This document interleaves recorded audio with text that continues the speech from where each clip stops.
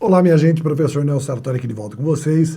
Continuando nosso curso de gramática, vamos ainda falando sobre questões de interpretação de texto, só que agora eu vou falar para vocês sobre a relação semântica importantíssima das conjunções coordenadas e subordinadas. Por que isso daqui é importante? Mesmo falando sobre elas dentro da estrutura gramatical, dos períodos compostos, das orações, nós temos de entender o trabalho das conjunções em seu valor e a sua relação.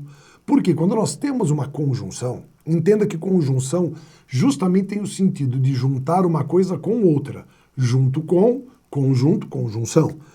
E a relação estabelecida entre elas é muitas vezes semântica, porque muitas conjunções acabam se repetindo a sua mesma estrutura, como um como, o que, e isso não permite que você identifique pela conjunção necessariamente qual é o sentido que está sendo estabelecido. Então nós vamos trabalhar primeiro a identificação desses sentidos, que é muito importante até para desmistificar alguns valores existentes ali quando se fala sobre o emprego das conjunções. Acompanhe comigo, aqui nós temos uma tabelinha das conjunções coordenadas. Tá? Primeira coisa, pessoal, o que são coordenadas? Tá? São duas ideias independentes unidas por uma intenção, tá? Ou então por uma ideia, vamos falar assim, tá? Por um propósito escolhido por quem as une, ou seja, quem une essas ideias, tá? Então, vamos imaginar o seguinte, vamos imaginar primeiro uma hipótese. Então eu vou falar para vocês. Vamos imaginar que eu esteja conversando com uma pessoa. Vamos colocar aqui a hipótese. Eu estou falando com a Maria. Tá? Eu chego e falo para a Maria, estou conversando com a Maria e digo para a Maria que eu estou muito feliz porque hoje eu comprei um carro novo. E a Maria me responde que também está bastante feliz porque ela comprou uma casa nova. Quando eu compro um carro novo, a Maria, que é uma pessoa que eu apenas conheço, é uma aluna, tá? Não precisa comprar uma casa nova. Quando ela compra uma casa, não precisa comprar um carro. Mas, de repente, uma outra aluna, prestando atenção, ouviu e repassou isso para uma colega curiosa que queria saber o que nós estávamos falando. O que ela disse? Falou, não, o professor Nelson comprou um carro e a Maria comprou uma casa. Pessoal, comprar um carro é positivo ou negativo? Positivo. Comprar uma casa é positivo ou negativo? Positivo. Por isso, ela uniu e somou, comprou um carro e uma casa. Ela fez uma adição. Perceba que essa conjunção E, vamos dar uma olhadinha aqui, ó. Essa conjunção E, ela é aditiva dentro desse contexto. Então, o que eu fiz? O que é uma adição? É uma soma. Tá? É uma soma. O que eu somo para que haja aditivo? Positivo. Tá? Positivo com positivo ou negativo com negativo. Não é assim? Então imagine. Vamos voltar agora aqui.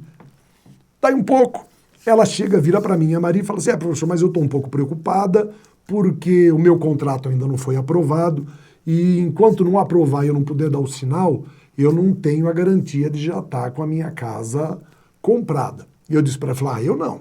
Eu já assinei o contrato do carro e já dei o sinal, só estou esperando eles me chamarem para ir lá buscar o meu novo carro. Tá? A nossa colega ouve novamente e repassa para a amiga curiosa dizendo assim, falou assim, a amiga pergunta o que foi que aconteceu, ela falou assim, não, parece que o professor comprou um carro novo, mas a Maria ainda não comprou a casa. O pessoal comprar um carro novo continua positivo. Não comprar a casa é negativo. Vejam, o professor comprou o carro, mas a Maria não comprou a casa, tá? Comprar o carro é positivo, não comprar a casa é negativo. O que ela fez? Ela fez uma adversidade, uma oposição. Comprar o carro é positivo, não comprar a casa é negativo, então ela fez uma adversativa. Em seguida, volta aqui para mim, Eu recebo um telefonema me avisando, né, lá da concessionária que o carro que eu queria, a cor, não está disponível, não tem, então o negócio não vai ser concluído. Eles vão ter que pagar multa por quebra de contrato, por tudo isso, mas não faz mal, faz parte dos negócios. Mas mesmo assim eu fico triste.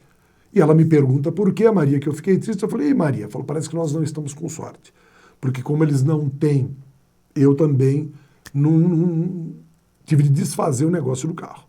A nossa colega ouvindo, a curiosa perguntando, a nossa amiga responde a ela o seguinte, falou assim, não, o professor Nelson não comprou o carro e a Maria não comprou a casa.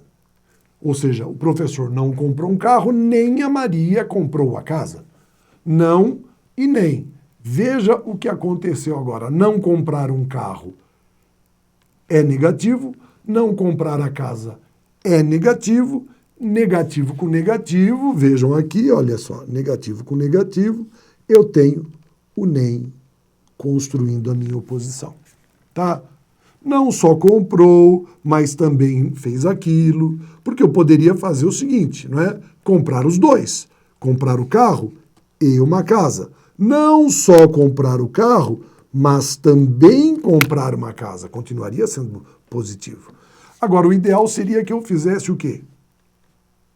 Comprasse os dois, mas se eu não tenho dinheiro, eu escolho. Compro um ou compro outro. Seja um ou seja outro, eu vou ficar feliz, porque é uma boa compra. Quer eu compre o carro, quer eu compre a casa. Tá? O ideal é o quê? É que eu administre o dinheiro para que hora eu compro o carro, hora eu compro a casa. Um ou outro, fala assim, ó, carro ou casa, seja casa, hora carro, hora casa, quer carro, quer casa. Quando uma ideia entra, a outra abandona esse contexto. Então eu alterno. É quando eu tenho a minha construção alternativa. É de alternância. Ou, ora, quer, seja. Tá? Seja. Então você observa aqui, ó. Ele não comprou. Ele não estuda nem trabalha, negativo com negativo. Eles estudaram muito, positivo. No entanto, ainda tem dúvidas. Negativo por causa do no entanto. Tá? Positivo aqui na soma do NEM. Ou então, ou ele confirma ou ele desiste. Alternância. Geralmente, quando nós vamos falar sobre o último elemento, que é a conclusão e a explicação, lembre-se que falamos disso sobre argumentação. Quando eu falo de conclusão e explicação, eu gosto de lembrar as pessoas da fase que criança começa a fazer perguntinha, né?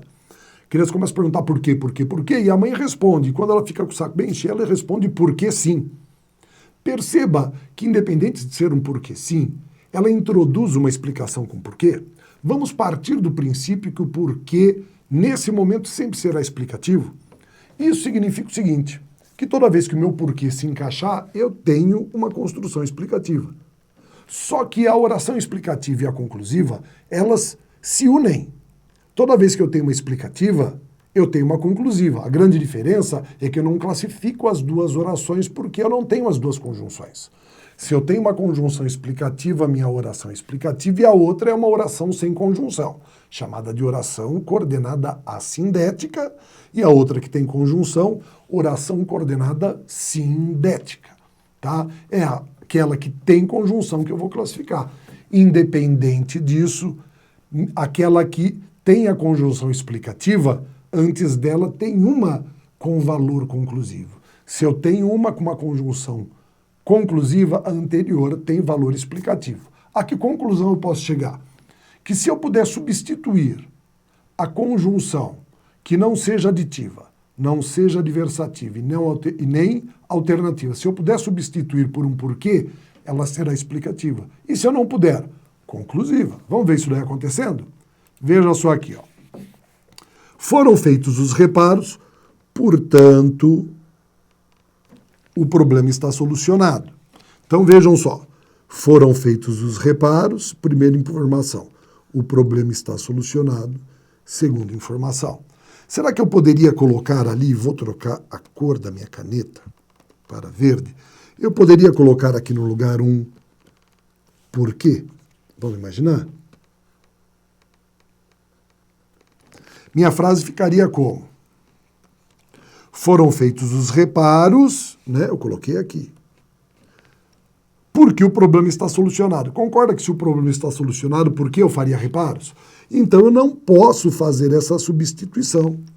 Isso significa que essa minha oração aqui, ó, nesse caso, que vai aqui ó, do verde até embaixo no verde, ela é uma oração conclusiva. Tá? Como que eu provo isso daí para vocês? Eu venho aqui agora e substituo, vou mudar a cor para azul, substituo, ou melhor, acrescento aqui, ó, antes do meu verbo, eu retiro o porquê, retiro o portanto e coloco o meu porquê aqui. Minha frase ficaria como? Porque foram feitos os reparos, o problema está solucionado. Ou o problema está solucionado porque foram feitos os reparos. Você fala, bom, agora serviu por quê? Isso então mostra que realmente essa última teria valor explicativo. Como eu não tenho a conjunção porque presente nessa, mas tem uma conjunção presente na outra, que não admite a troca pelo porquê, essa minha oração é uma oração conclusiva. Agora vejam aqui embaixo. Leiam muito, pois é necessário. Posso substituir por quê? Leiam muito porque é necessário? Com certeza. Logo, essa daqui é explicativa. Se eu fizesse o contrário e pusesse o porquê aqui, antes dessa, ficaria é necessário, falou assim, ó, ler é necessário, porque leiam muito. Não teria o menor sentido. Prova, então, de que a explicativa aceita o porquê e a conclusiva não aceita. Então, essa é uma das formas práticas de você entender as conjunções coordenativas. Se ela não é aditiva, adversativa, alternativa, ela será explicativa quando couber, tá, o porquê.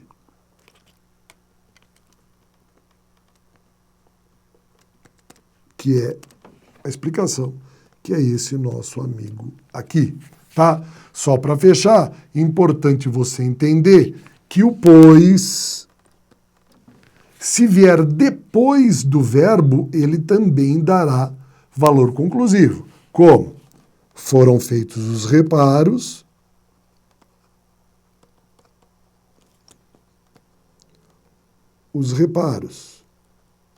vírgula, o problema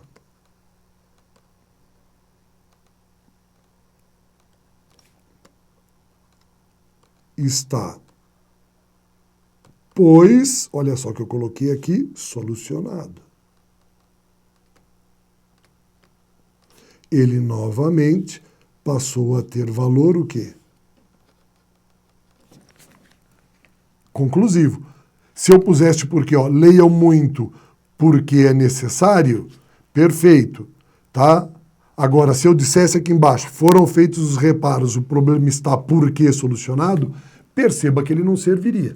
Então, essa é a relação importante. Chamamos a atenção do pois, que no seu lugar equivale ao porquê, então ele sempre vai ser, aqui embaixo, né, perdão, aqui ele sempre será explicativo quando ele equivaler ao porquê. E aqui, depois de verbo, ele atribui valor conclusivo. Tá certo, então? Então, no próximo bloco, nós falamos sobre as orações adverbiais e a sua semântica, para que a gente possa entender o funcionamento dessa relação também, tá certo? Então, até daqui a pouco, voltamos com o nosso curso. Até mais!